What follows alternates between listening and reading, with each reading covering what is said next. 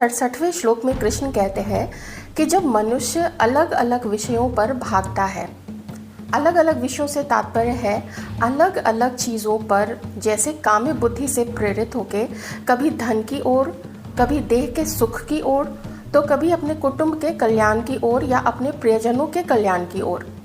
उनके पास भी बहुत सारी चीज़ें हो, परिजनों के पास भी बहुत सारी चीज़ें हो, हर सुख सुविधा हो और जिसका कोई अंत नहीं है। समाज में उनका मान सम्मान बढ़ता जाए और कुछ लोग तो इससे भी आगे निकल जाते हैं।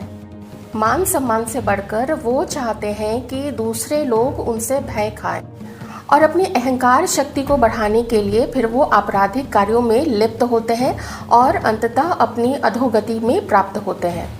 क्योंकि कर्म का सिद्धांत किसी को भी नहीं छोड़ता है, जो जैसा करेगा उसके साथ वैसा ही होगा, इसमें कोई संशय नहीं है। तो कोई इस बात को ये ना समझे कि ये गलत है, क्योंकि कर्म का फल तो ईश्वर के अवतार ने भी भोगा।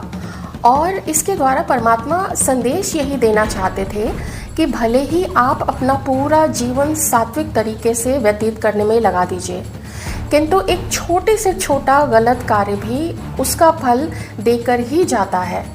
बहुत सारे अच्छे कर्म मिलकर भी एक बुरे कर्म की गति को रोक नहीं सकते हैं, और वह मनुष्य जो करता है उसे उसका फल मिलकर ही रहता है।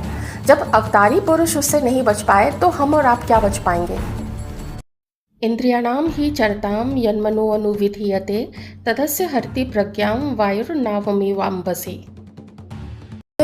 मनुष्य के बारे में ही कहा गया है कि जिसकी बुद्धि उसके वश में ना होकर उसकी इंद्रियों के वश में चला जाता है, वह उस नौके के समान है जो पानी में वायु के वेग से इधर उधर खिंचती चली जाती है। और जिस मनुष्य की इंद्रियां चारों तरफ से हटी हुई हैं और एकाग्र है, उसी की बुद्धि स्थिर होती है, ऐसा 68वें श्लोक में वर्णित है। मन के निग्रह के द्वारा ही इंद्रियों का निग्रह होगा। निग्रह का अर्थ है वश में करना, रोकना या अवरुद्ध करना। जब तक इंद्रियां व्यग्र होकर, काबू से बाहर होकर इधर उधर दौड़ती रहेंगी, आत्मज्ञान करने की बुद्धि आ ही नहीं सकती है। मनुष्य का मन ही स्थिर नहीं होगा, क्योंकि अलग अलग भोग विषयों के ऊपर उसका मन विचरण करता होगा।